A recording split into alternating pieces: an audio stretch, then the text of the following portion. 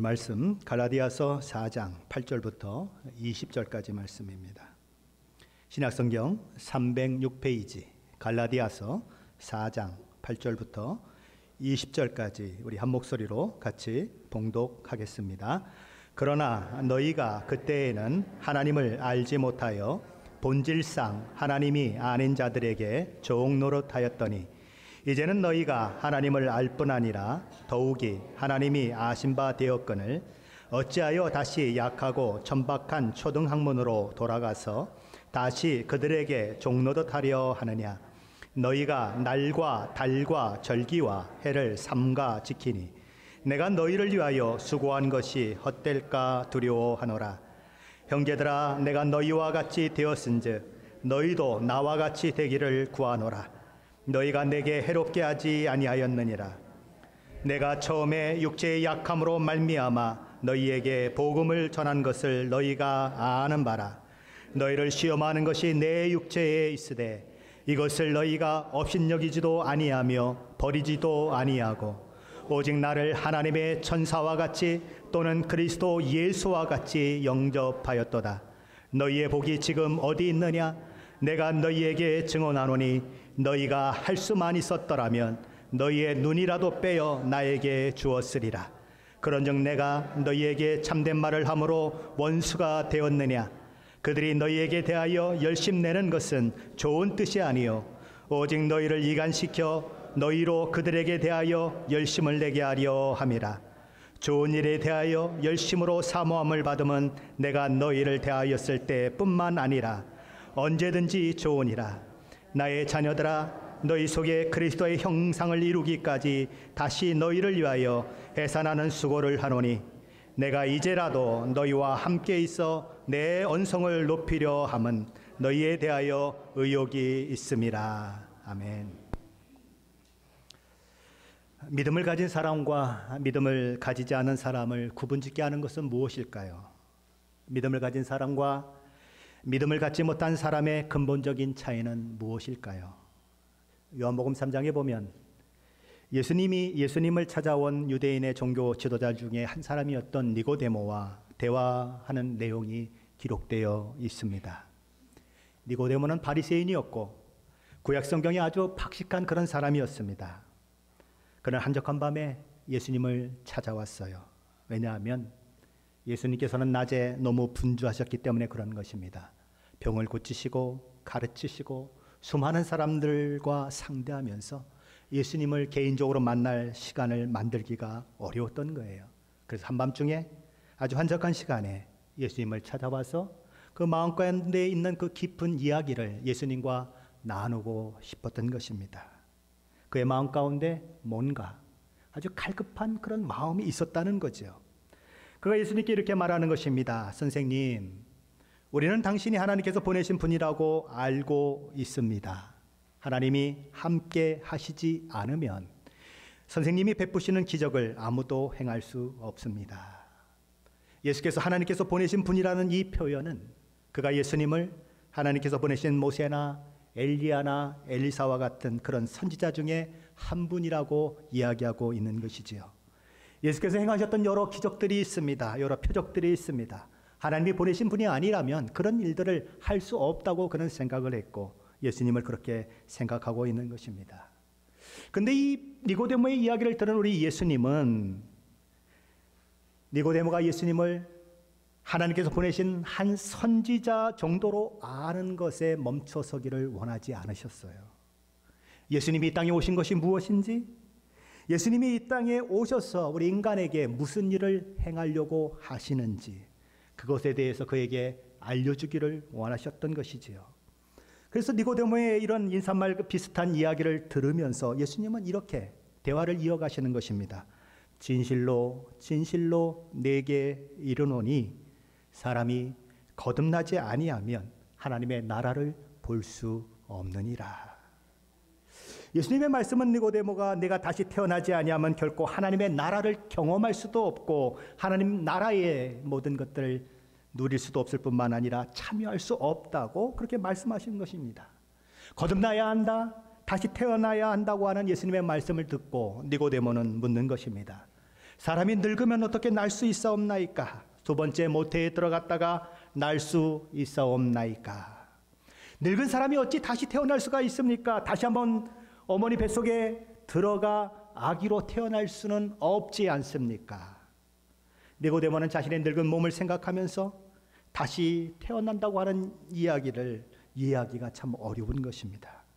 그러니 내가 다시 태어나려면 어머니 뱃속에 들어갔다 다시 나와야 된다는 말씀입니까? 라고 그렇게 묻는 것입니다.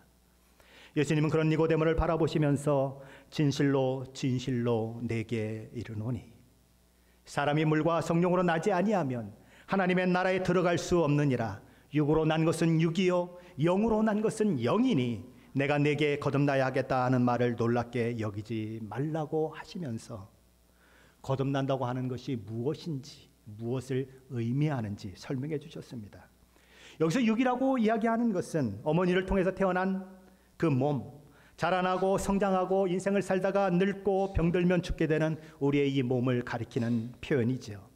세상 모든 사람들은 다 육으로 난 사람들입니다. 그런데 예수님은 그렇게 단지 육적 생명만 가지고 있는 사람들은 하나님 나라에 들어갈 수 없다고 말씀하셨습니다. 그럼 누가 하나님 나라에 들어갈 수 있다는 말입니까? 영적 생명을 가진 자가 하나님 나라에 들어갈 수 있다고 말씀하시는 것입니다. 물과 성령으로 거듭난 사람, 그래서 영적 생명을 소유하게 된 그 사람만이 하나님 나라에 들어갈 수 있다고 말씀하시는 거예요. 더러운 몸을 물로 씻는 것처럼 인간의 더러운 죄가 씻음받고 성령께서 오셔서 그 속에 내주하시면서 속사람을 깨끗하게 하시고 새사람 되게 하시고 영적 생명을 가진 사람이 되어진 사람만이 하나님 나라에 들어갈 수 있다라고 말씀하시는 것입니다. 이 이야기를 통해서 니고데모는 그제야 거듭나야 한다고 말씀하신 그 말씀의 의미를 알게 되는 것입니다. 아하, 그것이 그런 의미였구나. 예수님에게 그 니고데모가 다시 질문을 던집니다. 어떻게 이런 일이 있을 수 있겠습니까? 예수님은 물과 성령으로 거듭나야만 하나님 나라 천국에 들어갈 수 있다고 말씀하셨는데, 그렇다면 어떻게 물과 성령으로 다시 나는 것이 가능합니까? 어떻게 성령으로 난 사람이 될 수 있습니까? 라고 하는 질문을 니고데모는 던지고 있는 것입니다. 그건 아주 중요한 질문이에요. 아주 근본적인 질문이고 아주 진솔한 질문인 것입니다. 어머님의 몸을 통해 난 몸을 가지고는 이 세상 어느 누구도 하나님 나라에 들어갈 수 없습니다. 물과 성령으로 나지 않은 사람은 어느 누구도 하나님 나라에 갈 수 없습니다. 저와 여러분은 다 어머니의 몸을 통해서 이 땅에 태어난 육을 가진 사람들입니다. 그것이 첫 번째 태어남이에요. 그러나 이 첫 번째 태어남만으로는 아무도 하나님 나라에 들어가지 못한다는 것입니다. 두 번째 태어남이 있어야만 한다는 거죠. 물과 성령으로 거듭나 영적 생명으로 다시 태어난 것이 없이는 누구도 하나님 나라에 들어갈 수 없습니다. 지금 예수님 앞에 있는 니고데모처럼 물과 성령으로 나지 않는 모든 사람은 그 두 번째 생명을 가지지 못한 자들인 것입니다. 아직 영적 생명이 없는 자들이라는 거죠. 그러기에 니고데모가 물었듯이 아직 거듭남을 경험하지 못한 분들이 있다면, 주여, 그러면 이 두 번째 생명을 갖는 일이 어떻게 가능합니까? 어떻게 해야 저도 하나님 나라에 들어갈 수 있습니까? 어떻게 하나님 나라에 들어가는 사람이 될 수 있습니까? 물을 수 있어야 하는 것입니다. 그리고 정말 물어야만 하는 것입니다. 어떻게 이런 일이 있을 수 있겠습니까? 예수께서는 니고데모에게 답변을 하시면서 요한복음 3장 14절 그리고 16절에서 이렇게 말씀을 하십니다. 모세가 광야에서 뱀을 든 것 같이 인자도 들려야 하리니 이는 그를 믿는 자마다 영생을 얻게 하려 하심이니라. 하나님이 세상을 이처럼 사랑하사 독생자를 주셨으니 이는 저를 믿는 자마다 멸망하지 않고 영생을 얻게 하려 하심이라. 구약성경 민수기 21장에 보면 출애굽한 이스라엘 백성들이 광야에서 하나님과 지도자 모세를 향하여 각종 불평과 불만을 토해내면서 그렇게 이야기하는 그런 기록들이 나오고 있습니다. 이들은 매일매일 하나님이 공급해 주시는 만나를 먹으면서 그 광야를 지내고 있었지요. 그런데 이제 너무 지겨운 것입니다. 그래서 모세 앞에 나아가 이야기하는 거죠.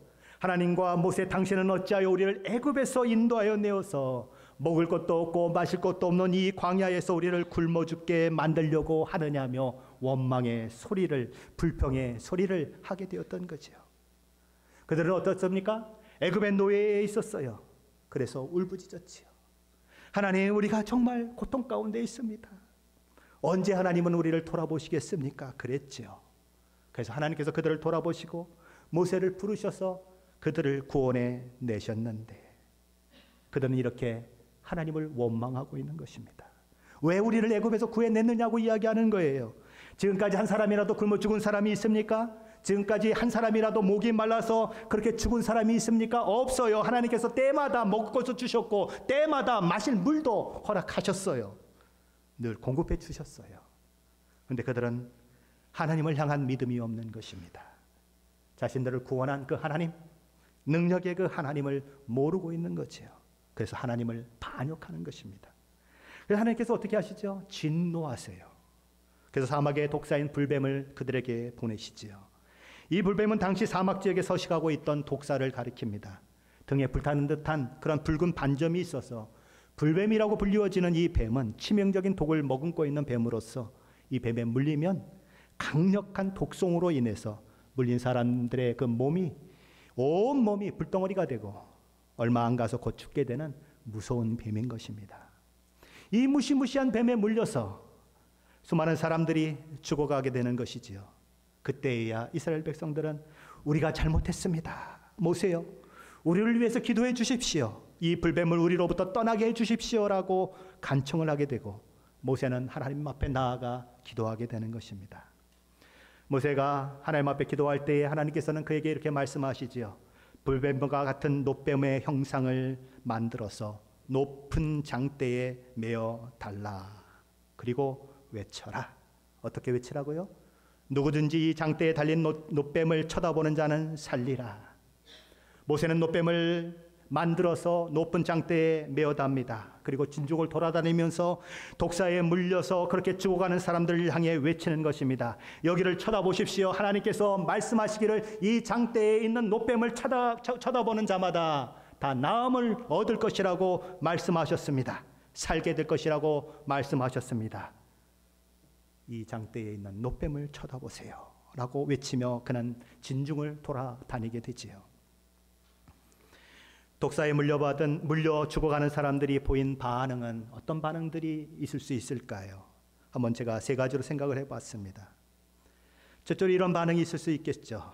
내가 독사에 물렸구나. 나는 이제 죽게 되었구나. 인생은 다 그런 거야.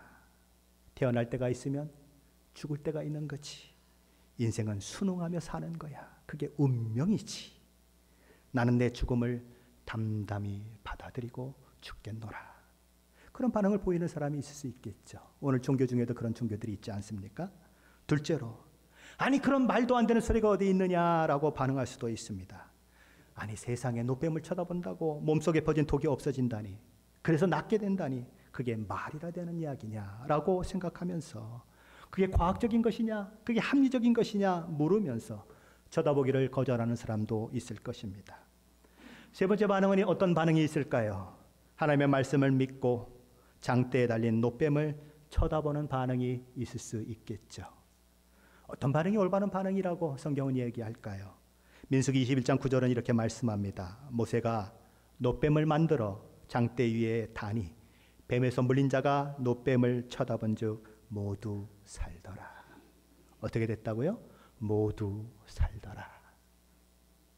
예수님은 이 사건을 이야기하시면서 이렇게 말씀하시는 것입니다. 모세가 놋뱀을 그렇게 장대에 단 것처럼 나도 높이 달릴 것이다. 놋뱀이 장대에 달린 것처럼 나도 십자가에 높이 달릴 것이다. 왜 예수님이 십자가에 달리셔야 하나요? 왜 예수님이 십자가에 높이 달리셔야 하나요? 15절 16절 말씀은 그 이유를 이렇게 설명하는 것입니다. 이는 그를 믿는 자마다 영생을 얻게 하려 하심이니라. 하나님이 세상을 이처럼 사랑하사 독생자를 주셨으니 이는 그를 믿는 자마다 멸망하지 않고 영생을 얻게 하려 하심이라.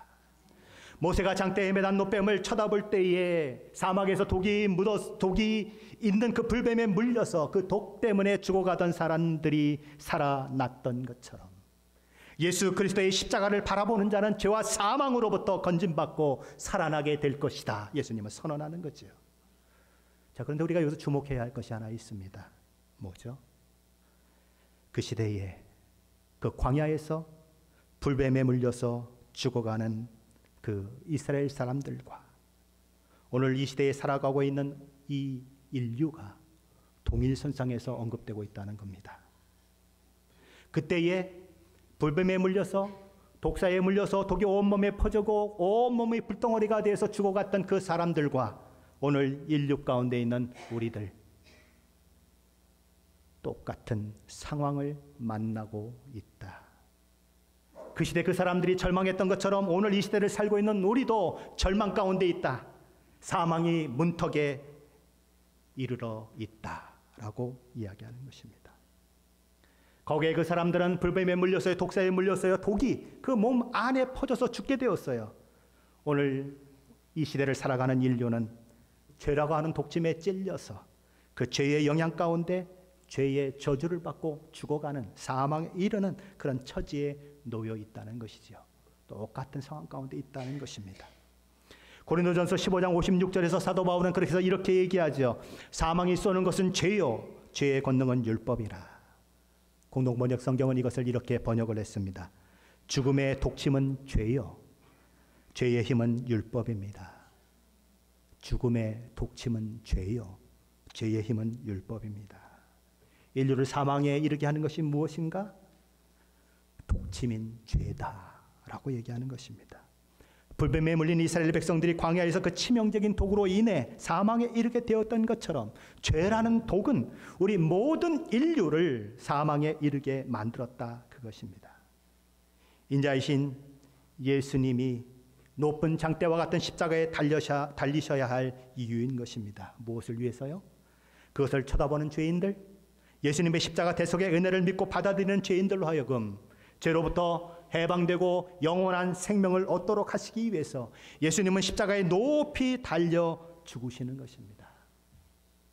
예수님이 돌아가실 때 그 시대에 헬라인들은 아주 특출나게 철학에 물들어 있던 사람들입니다. 하나님께서 아들 예수 그리스도를 십자가에 죽게 하심으로써 그 대속의 은혜를 통하여 저와 여러분을 죄와 사망으로 구원해낸다고 하는 이 성경의 진리를 그들은 무엇으로 취급했습니까? 아이고 미련한 사람들 같으니라고, 그 미련한 것을 믿으라고 그렇게 얘기했어요. 당시 가장 종교적이고 하나님의 백성들이라고 일컬었던 이스라엘 사람들은 혐오스러운 십자가, 하나님의 저주를 받은 자들이 사형당하는 그 사형틀이 어떻게 하나님을 구원하는 방법이 될 수 있느냐고 이야기했어요.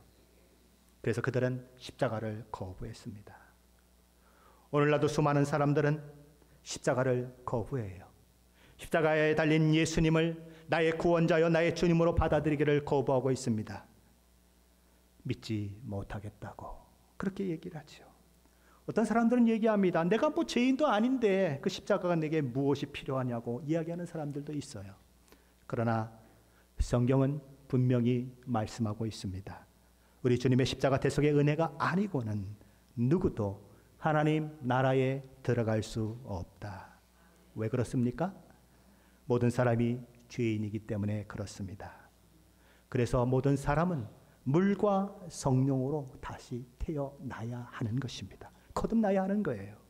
로마서 3장 20절 말씀은 모든 사람이 죄를 범하였음에 하나님의 영광에 이르지 못하더라라고 선언함으로써 모든 인류, 모든 세대의 나이와 성별과 지위, 고하에 상관없이 모든 사람이 다 죄를 범한 사람이라고 못 박아버립니다. 로마서 3장 9절로 12절 말씀해 보면 그러면 어떠하냐 우리는 나으냐 결코 아니라 유대인이나 헬라인이나 다 죄 아래에 있다고 우리가 이미 선언하였느니라. 기록된 바 의인은 없나니 하나도 없으며 깨닫는 자도 없고 하나님을 찾는 자도 없고 다 치우쳐 함께 무익하게 되고 선을 행하는 자는 없나니 하나도 없도다. 유대인도 이방인도 온 세상 모든 사람들이 다 죄 아래 있다고 선언하는 것입니다. 의인은 없나니 한 사람도 없다. 인류의 조상 아담과 하와가 범죄한 이후에 그의 자손으로 태어난 모든 사람은 영적 생명이 없는 상태로 태어납니다. 아담과 하와는 내가 먹는 날에는 반드시 죽으리라고 하는 하나님의 말씀을 알고 있었지만 그 말씀을 무시해요. 그리고 선악을 알게 하는 열매를 따 먹죠. 아담과 하와는 어떻게 됐을까요? 금방 먹자마자 그냥 거품을 물면서 쓰러지던가요? 아니에요. 번듯이 살아있어요. 그럼 우리는 이런 생각을 하게 되는 것입니다. 아니 그럼 하나님이 내가 먹는 날에는 반드시 죽으리라고 말씀하신 것은 하나님이 거짓말을 하셨든지 실없는 얘기를 하셨든지 그런 거 아닌가 하는 생각을 하게 되는 것입니다. 그런데 그렇지 않다는 것입니다. 그것은 영적 사망을 선고하는 것이기 때문에 그래요. 영적으로 죽는다는 것입니다. 그러면 영적 사망 상태, 영적으로 죽는다는 것이 무엇일까요? 인간과 하나님의 관계가 단절되는 것을 말합니다. 그 결과 인간의 존재 안에서 창조주 하나님을 알고 하나님과 교제를 나눌 수 있는 영적 기능이 상실되게 되었다라고 얘기하는 것입니다. 영적 사망 상태에 이르기 전에 우리 인간은 타락하기 전에 우리 인간은 선을 행한 자유도 있었고 선을 행할 능력도 있었어요. 그러나 영적 사망이 우리에게 이루어짐으로써 우리는 선을 행할 자유는 있는데 선을 행할 능력은 없는 존재가 되어 버렸다는 것입니다. 성경이 선을 행하는 자는 없나니 하나도 없다고 선언하는 이유가 바로 그 이유예요. 자, 이런 생각을 한번 해보십시다. 어떤 새가 있습니다. 그런데 이 새가 두 날개가 꺾여버렸어요. 새의 마음 가운데는 무슨 마음이 있습니까? 창공을 막 날아다니고 싶은 그런 마음이 있어요. 그런 의지는 있습니다. 그런데 새는 어때요?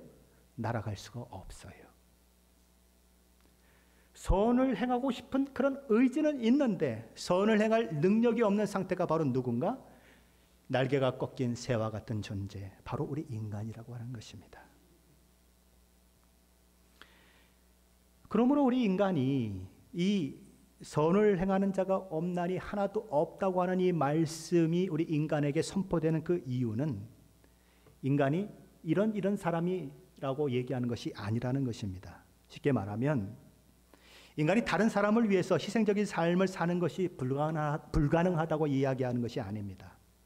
어떤 사람은요, 다른 사람을 구하기 위해서 불 가운데로 뛰어드는 사람이 있어요. 그가 크리스찬일까요? 크리스찬일 수도 있고 아닐 수도 있어요. 사람의 본성이 그런 부분이 있는 것입니다. 혹은 어떤 사람은 물에 빠진 사람을 구해주러 들어갔다가 자기는 죽고 오히려 물에 빠진 사람만 겨우 건져내는 사람도 있어요. 우리는 그것을 살신성인이라고 하지요.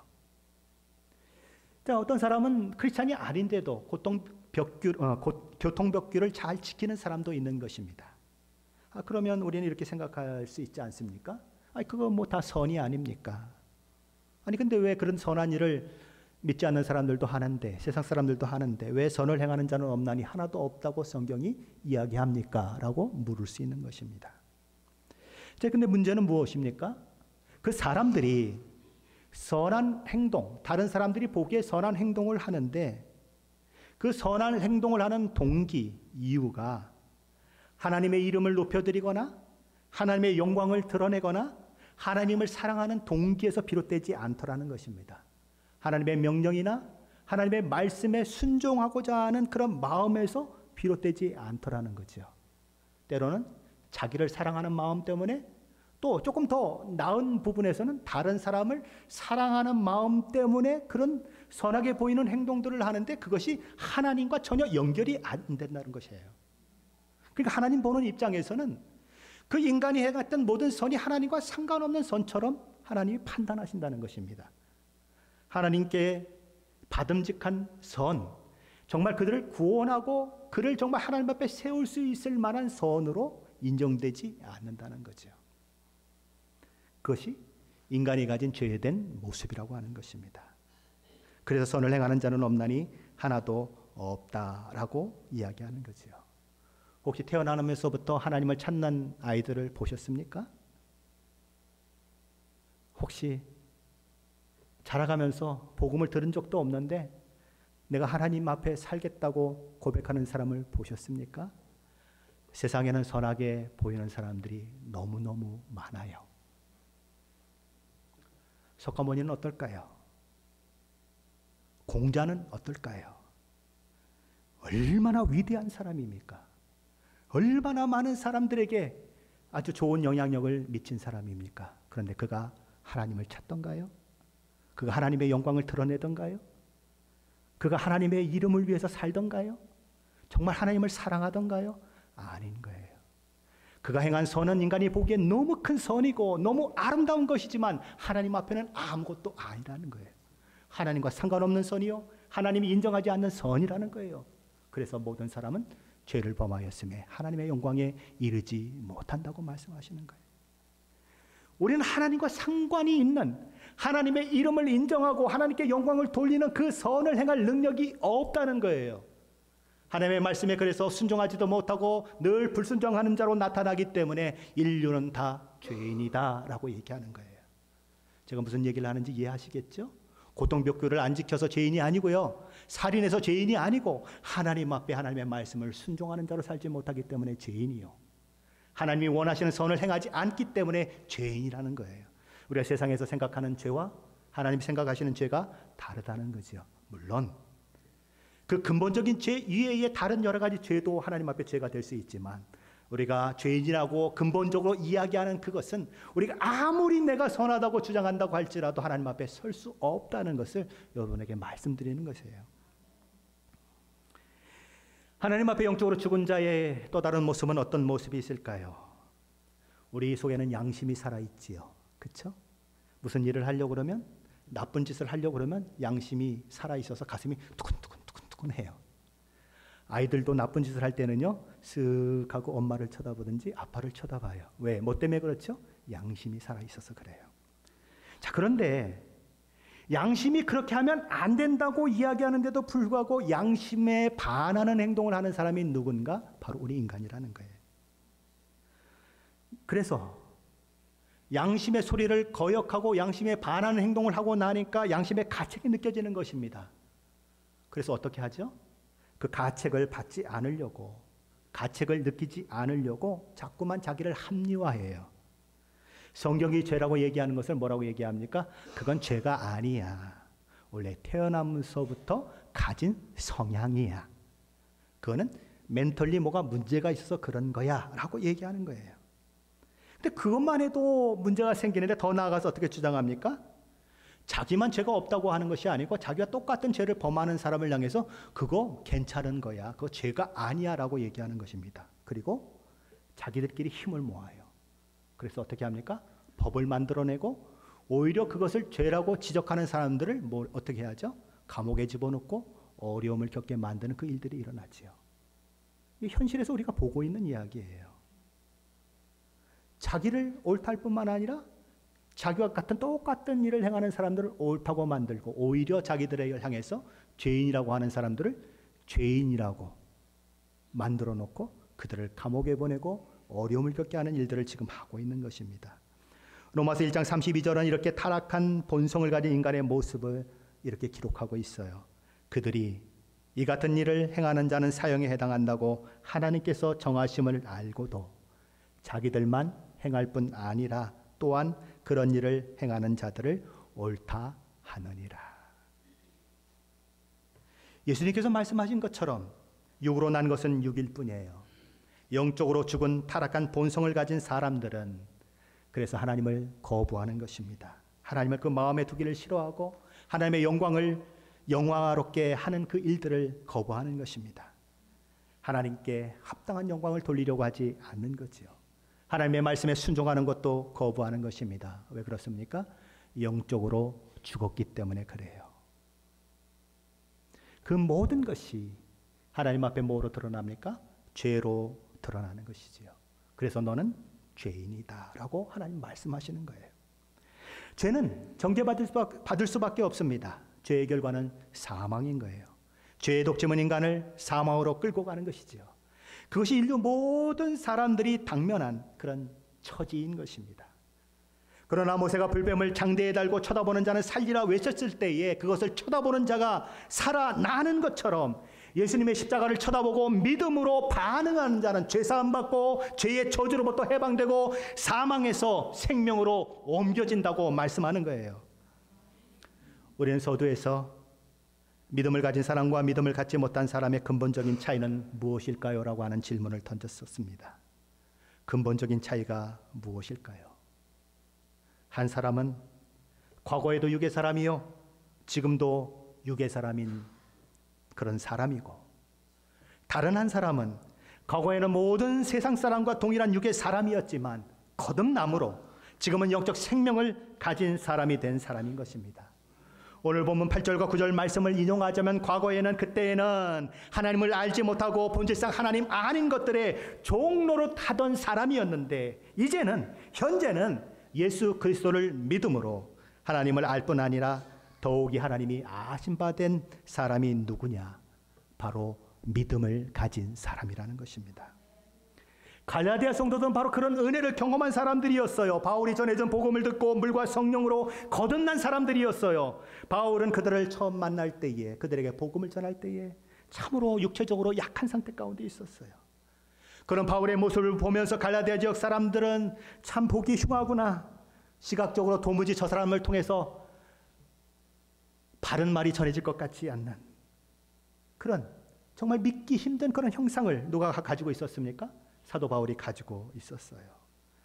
사도 바울의 이런 약한 모습에도 불구하고 그러나 갈라디아 사람들은 바울을 업신여기지 않았습니다.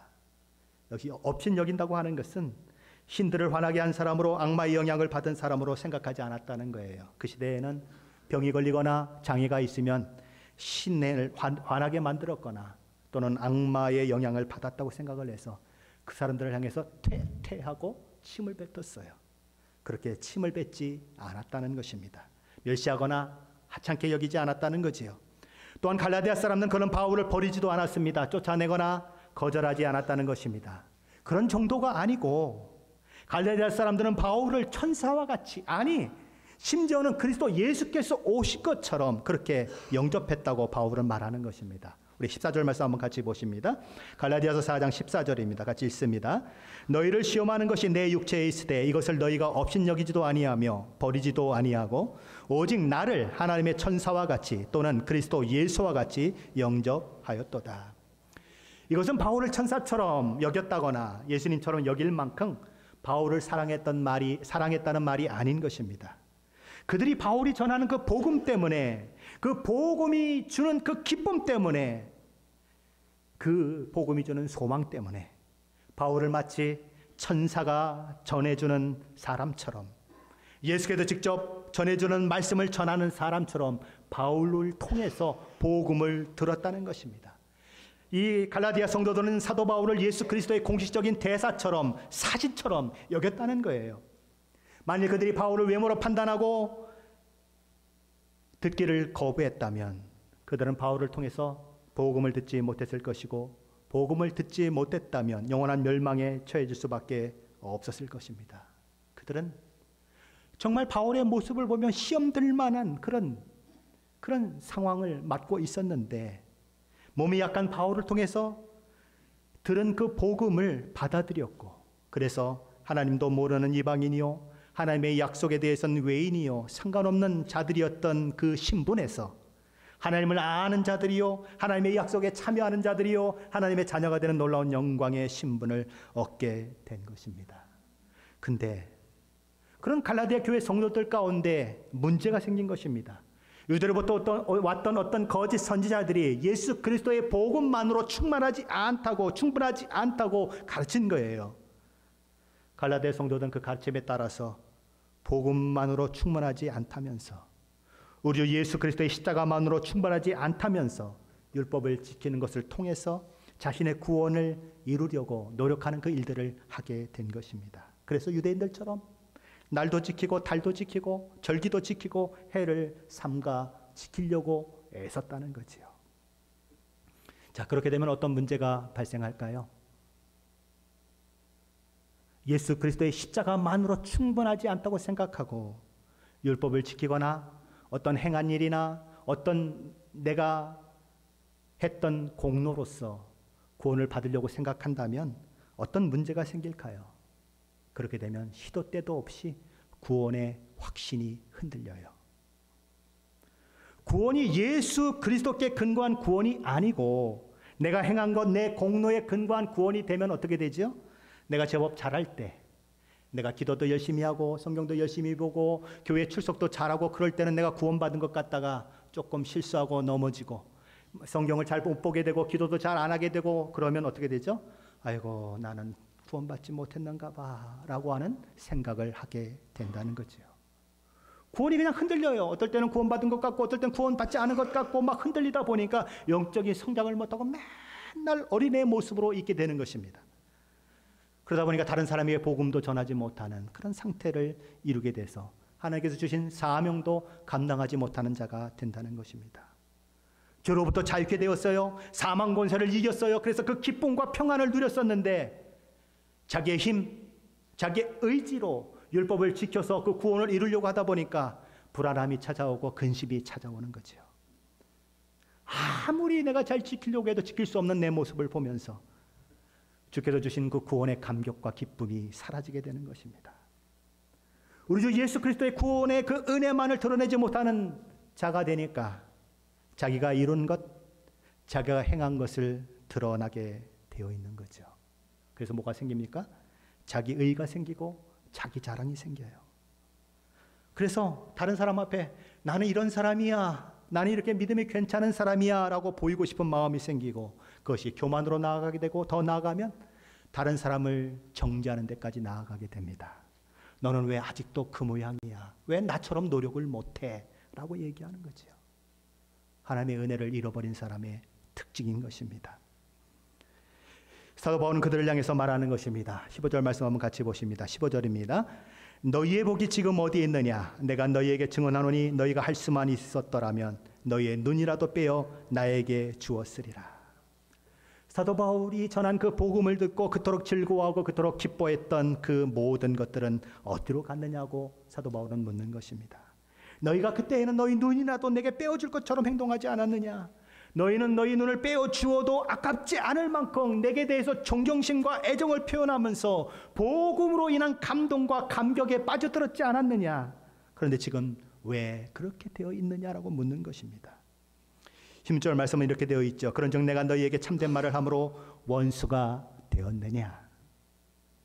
바울이 전하는 복음은 전혀 변한 게 없습니다. 여전히 십자가, 빈 무덤이 그의 입술을 통해서 증거되고 있어요. 여전히 오직 은혜로만 가능하다. 여전히 오직 믿음을 통해서만 가능하다. 여전히 그리스도 안에 있는 의로만 저와 여러분이 의롭게 된다고 얘기하고 있어요. 그러나 갈라디아 성도들은 오직 하나뿐인 우리 주님의 십자가 복음을 거부하기 시작하는 것입니다. 진리에서 떠나서 다른 복음을 따름으로써 마치 바울이 전한 복음을 가짜 복음처럼 생각하고 그래서 바울은 나쁜 사람처럼 생각하기에 이르게 된 것입니다. 사도 바울은 그래서 갈라디아서를 쓰게 됐고 갈라디아서를 통해서 다른 복음은 없다고 계속 강조하는 거예요. 다른 복음을 전하는 사람들이 있는 것은 갈라디아 성도들을 혼란스럽게 하려고 하는 목적을 가지고 있고 그리스도의 복음을 변질시키려고 하는 목적 외에 다른 것이 없다. 다른 복음은 없다. 그러므로 갈라디아서 1장 8절과 9절에서 그는 반복적으로 이렇게 얘기하는 것입니다. 만일 누구든지 너희가 받은 것 외에 다른 복음을 전하면 저주를 받을지어다. 8절과 9절에서 반복적으로 똑같은 얘기를 하고 있는 것입니다. 아주 강력하게 경고를 하고 있는 거예요. 오늘 본문 17절에서 거짓 선생들은 갈라디아 성도들에게 열심을 내고 있어요. 그들에게 십자가만으로 충분하지 않다며 그들을 이간질시키고 그렇게 해서 얻으려고 하는 목적이 무엇입니까? 자신을 따르게 하려고 하고 있어요. 이단의 특징이 뭐죠? 이단의 특징은 교주를 따르게 하는 데 있어요. 가만히 보세요. 이단의 특징은 교주를 따르게 하는 데 있어요. 사도 바울은 거짓 선생들과 다른 것입니다. 그는 많은 사람들이 자기를 따라오게 하는 데는 별로 관심이 없어요. 자기가 무시당하면 예수의 복음까지 무시될까 봐 나를 무시하지 말라고 얘기하는 것이지 나를 존경해달라거나 나를 큰 사람으로 생각해달라거나 나를 따라오라고 얘기하는 게 아니라는 거예요. 예수 그리스도 그분에게만 사도 바울은 관심이 있다는 거예요. 예수만이 높아지기를 원하고 모든 성도들이 예수만을 따라가길 원한다는 거예요.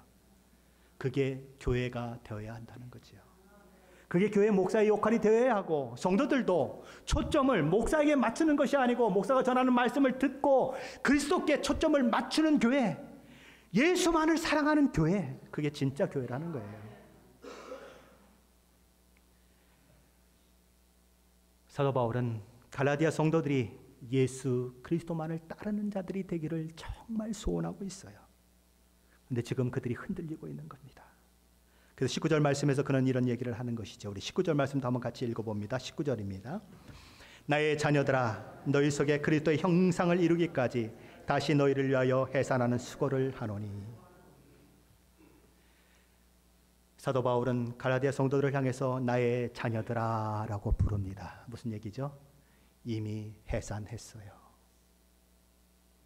배 아파서 아기를 낳는 것처럼 이미 그들을 믿음 안에서 낳았다고요. 낳았는데 이들이 흔들리는 거예요. 예수 그리스도만으로 충분하지 않다고 이들이 흔들리는 거예요. 그래서 뭐라고 얘기합니까? 그리스도의 형상이 이룰까지 다시 너희를 위하여 해산하는 수고를 하노라. 내가 다시 그 고통, 그 어려움, 그 열심, 내가 너희를 위하여 하겠다라고 얘기하는 것입니다. 복음 위에는 다른 것이 없다. 예수 그리스도 이외에는 다른 것이 없다. 그래서 내가 해산의 수고를 다시 하겠다고 그는 얘기하는 것입니다. 십자가의 대속의 은혜를 통해서 과거엔 저는 이런 사람이었는데 현재 저는 이런 사람이 되었습니다라고 하는 고백이 저와 여러분 안에 있으십니까? 진정 거듭나셨다면 과거에 나가 있고 현재에 나가 있어야 하는 것입니다. 과거에 나만 있는 사람은 아직 예수를 모르는 사람이에요. 육의 몸만 가지고 있는 사람이에요. 현재에 나가 있어야 하는 것입니다. 과거의 나와 현재의 나가 뚜렷이 구분되는 그것이 있어야 하는 거예요. 그렇게 과거와 현재가 뚜렷이 구별되는, 과거에 나는 이런 사람이었는데 지금 이런 사람이 되었습니다라고 고백하는 사람은 이런 고백을 하게 되겠죠. 나는 과거에 하나님도 알지 못하고 예수 그리스도를 통한 복음도 알지 못함으로 죄인이요 죄인을 향한 공의로우신 하나님의 진노를 피할 수 없는 자리에 있었습니다. 그러나 현재는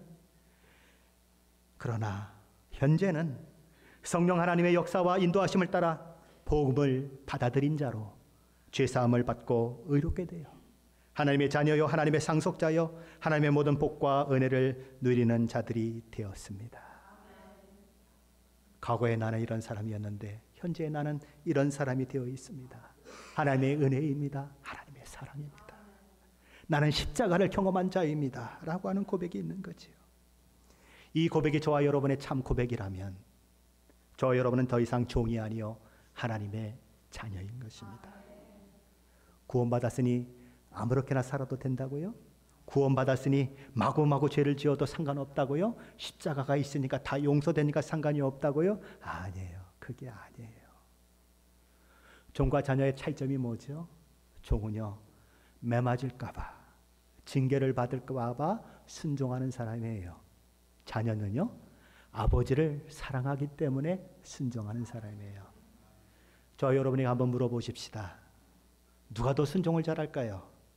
억지로 하는 사람이 순종을 잘할까요? 사랑하는 마음으로 하는 사람이 순종을 잘할까요?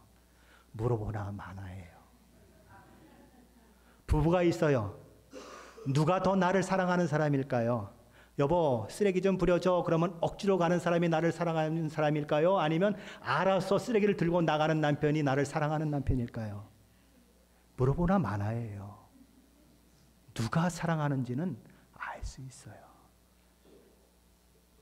그냥 억지로 시키면 아이 와이프는 왜, 제가 와이프라고 하는 건 부드럽게 얘기하는 겁니다. 나만 시켜 이렇게 되는 겁니다. 너는 손이 없어 발이 없어 뭐 이러고 나오는 거예요. 억지로 하니까 그래요. 근데 사랑하면요 시키지 않았는데도 들고 나가요.